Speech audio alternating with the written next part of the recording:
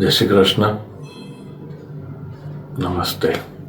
સૌ વાલા કુટુંબીજનો, આપણે જોઈ રહ્યા છે કે જે પ્રકારની કાળઝાળ ગરમી ધરતી ઉપર આપણને બધાને સ્પર્શી રહી છે, તે આપણને એક જ વસ્તુ કરવા માટે સતત અને સતત પ્રેરે છે, અને એ છે કે જેટલા પણ આપણે લોકો છીએ બધા જ કમસે કમ એક ઝાડ આપણે વાવવાની કોશિશ કરીએ, પાડીએ, એને મોટું કરીએ, ઉગાડીએ અને ઘટાદાર બને. કમસે કમ કંઈ નહીં તો એક લીમડો પણ જો વાવીએ, એક વડલો વાવીએ, તો પણ આપણું આવનારી આપણી પેઢીનું કલ્યાણ થશે.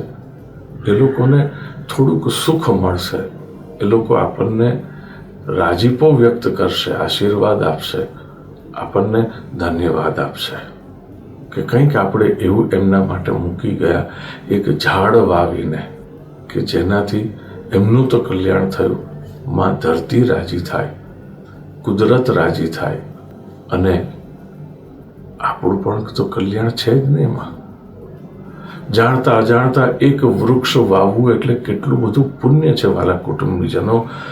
10 દીકરા બરાબર એક વૃક્ષ છે કે જે પોતાના શરીરના 12 અંગો દાનમાં આપે છે. અને ભગવાન કૃષ્ણ પોતે કહે છે કે આનાથી મોટું કોઈ વૈષ્ણવ નથી.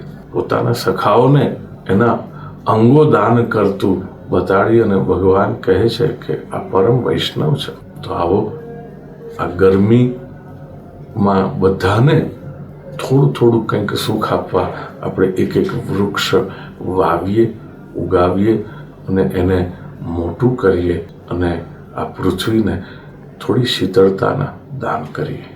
ધન્યવાદ.